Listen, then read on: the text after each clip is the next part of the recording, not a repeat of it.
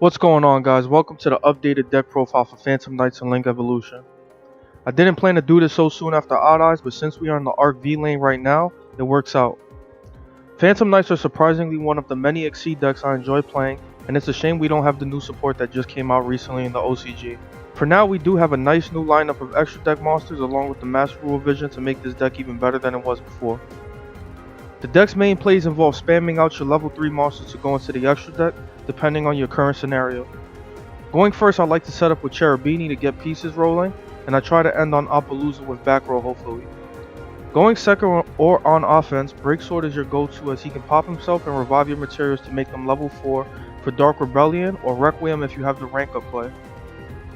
All of the Phantom Knight monsters have two effects, one usually activating in the graveyard to search or mill specific cards, and honestly one of the most important parts of this deck is knowing how to use these effects. Most of my mistakes came from using the effects incorrectly, but after a while I did notice some key things. Ancient Cloak can only search Phantom Knight cards preceding with D, so it cannot search Fogblade or Sword since they are just named Phantom Knight's Fogblade and such. Silent Boots can search a Phantom Knight spell or trap, but is not restricted by the prefix like Cloak is.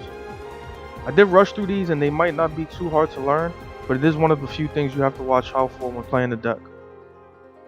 As with some of my previous lists, the new Psychic engine works well for providing level 3 extenders, but a useful tip to know is that if you search Wheel with Sangan, you can still special summon it that same turn despite Sangan's drawback. There are some fun shenanigans you can do with the rank up magic spell, as you can go into monsters you normally wouldn't have access to. While Requiem is the ideal target, going into Ophion to set up defense can be quite disgusting along with Supreme Dark Rebellion, who is even scarier on offense than his brothers. Ideally, I would say going first is the best move for this deck because your main OTK options want to take advantage of vulnerable monsters on the field. Going second with a Breaksword pop into Rebellion is nice, but you risk having to deal with potential disruptions as opposed to going first and doing the disrupting instead, since we have some decent negate options.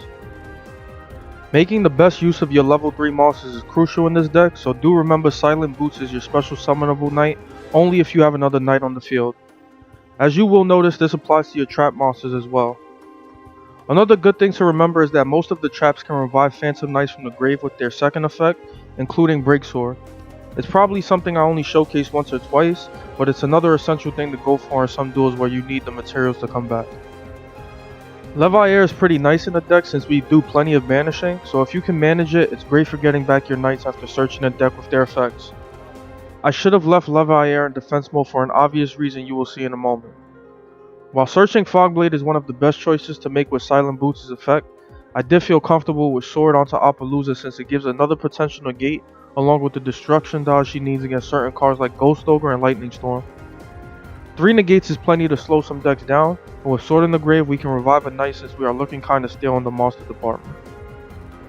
Going for Breaksword as often as you can is your goal since popping a card and getting 2 level 4s back can often set you up for an OTK or even better disruption for your opponent. If I'm not facing a monster, I usually like to go into Time Thief Redoer for his stealing shenanigans, but if you have traps in the grave you can revive Breaksword and make use of your rank up magic for Ophion, like I mentioned before as well. For now we barely meet the requirements for Breaksword, but luckily you can use your Ash Blossom since it is level 3 as well. I do this once or twice in tight spots, but I would really save it as your last resort since you really want it to serve its actual purpose. We do lose Breaksword before we can even think about popping cards, but it isn't too bad since we didn't have 2 knights in the grave to revive anyway. We finally get to see our opponent's deck, and honestly I did lose to Valkyries a couple of times since they are such a wild OTK deck with the turn skip card. Luckily this doesn't happen, so we are free to resume our gameplay with the miraculous top deck and go into our Breaksword again. We couldn't target the monster here, but like I said, most of your OTKs will require a monster to be on the board anyway, so this works out. Somehow our Appaloosa did manage to preserve its measly 2400 attack, which I'm not used to seeing, but thanks to that, it is another monster for us to beat over our opponent with once we get Dark Rebellion out. Searching the rank up with Silent Boots is the final step in this duel, since with Fogblade in the grave we can revive Breaksword and get an OTK. I hope you guys enjoy the rest of the replays on this requested deck.